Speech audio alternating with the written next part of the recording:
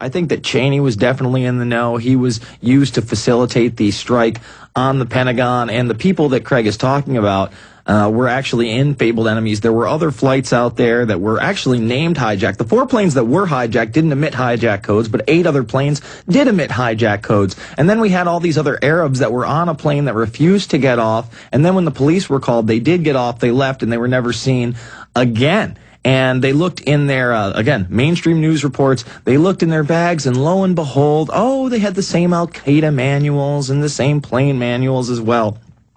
But I think that's a setup. I think those guys knew they were being set up. They were part of some drills, and they got out of there. So did everything go according to plan on 9/11? Absolutely not. But they knew that, and that's why they had all these drills to confuse the people that would try to stop it and then control the situation with the media. Appreciate the call, Craig. Let's go to Scott in Washington. Scott, you're on the line. Yeah, Jason, a couple of things I wanted to talk about. The first thing, I have a theory about this article that came out about the 9/11 attacking Jesse Ventura. And even though I know he says that he's not going to run, but if he by chance decided he was going to run for president, what a thing would it be to start the attack dogs out early and stuff. I mean, if you go, they know that, he has credibility as a politician. He's got a #1 rated show. He's got this book out. And one of their establishment heads of the media, Larry King, who I don't really think that he knows. He's a propagator of the establishment. He's kind of one of those guys that's a swinger behind the scenes. He's on wife number 9 or 10 at this point. But he likes Ventura. And he had Ventura host the Larry King Show, which Larry King Live is one of the biggest political talk shows out there with one of the biggest histories out there. And I don't think the establishment likes to see Ventura taking the spot of Larry King, who's really on his deathbed. I mean, Larry King might not be around another 10 or 15 years. Can you imagine Ventura with that venue? So I agree with you there, Scott. It looks like they're trying a couple little preemptive jabs and strikes against Ventura, and I'm sure they don't like that American Conspiracies is such a powerful book. I've been continuing to read it, and now my Facebook quote is actually, I should get that book in here because he had a great quote from Martin Luther King Jr. in that book that I'm currently using, and we'll read after the next break. But go ahead, Scott.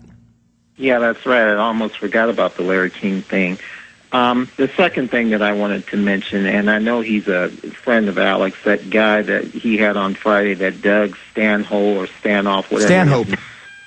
Yeah, with the exception of not denying 9/11 truth in some of these things, he sounds like a Bill Maher wannabe to me.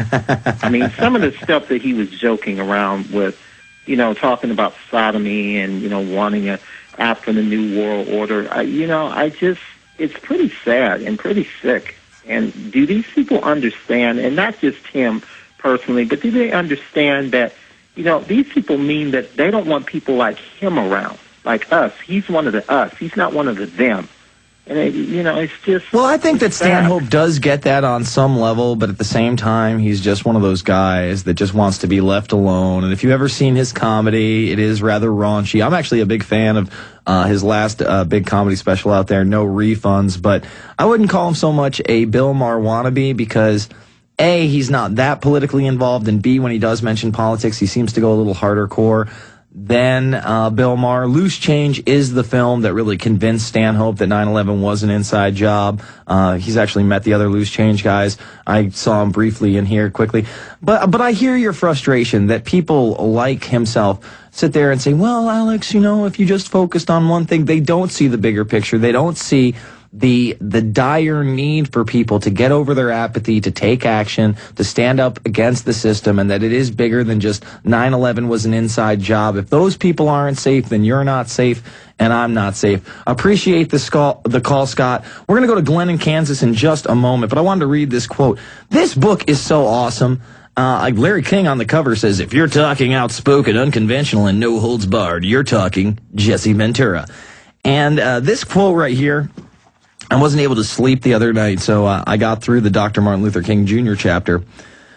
He who passively accepts evil is as much involved in it as he who helps to perpetrate it. He who accepts evil without protesting against it is really cooperating with it. Truer words were never spoken. Glenn in Kansas. Glenn, you're on the line. Yes, sir. How are you doing? Good. Hey, Jason, you there? Yes, sir. What's on your mind? Hey, Jason, I just viewed your Invisible Empire. I really liked it. Excellent. Thank you, sir. Well, I liked the part of it that's surreal. It looks like you and my son were in cahoots on it. But, what are you talking about? Kind of the intro where we go through the movie theater and into this garbage-filled New World Order apex kind of deal where you see the pyramid and maybe the eye on the other side. We're going to come back to Glenn. We're going to go to Aaron, John, Sherry, Michael, Chris, and others. 888-201-2244. It's the InfoWarrior with Jason Bermas. Only at Infowars.com and PrisonPlanet.tv.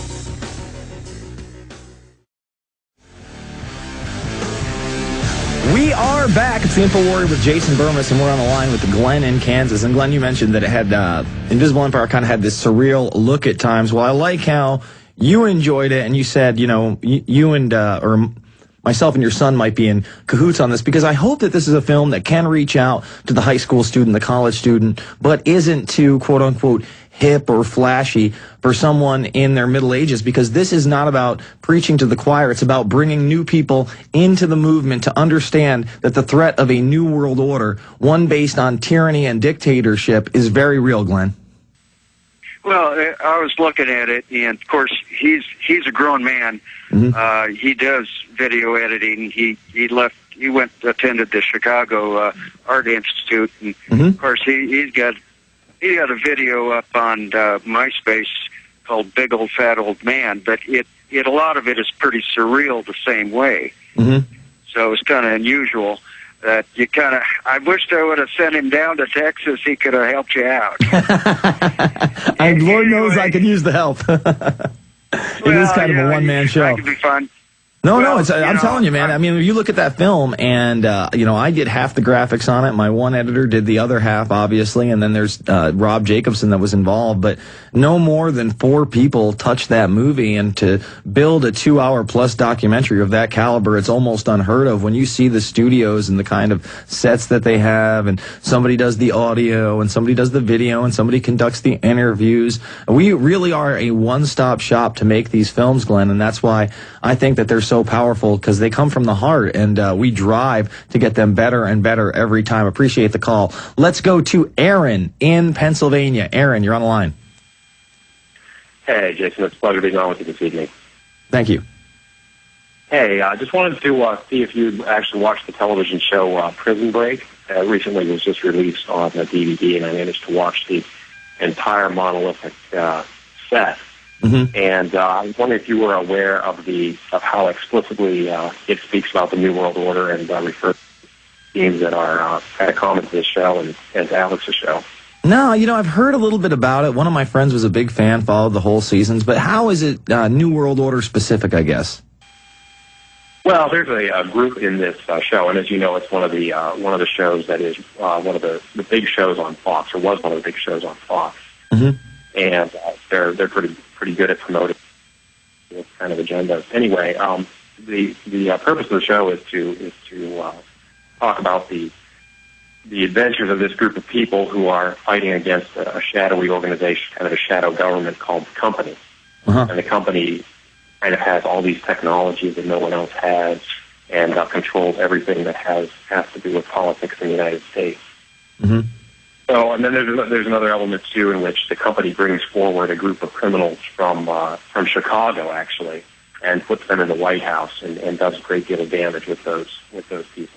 And this is a show that started in 2004, so this was well before Obama was ever put it off.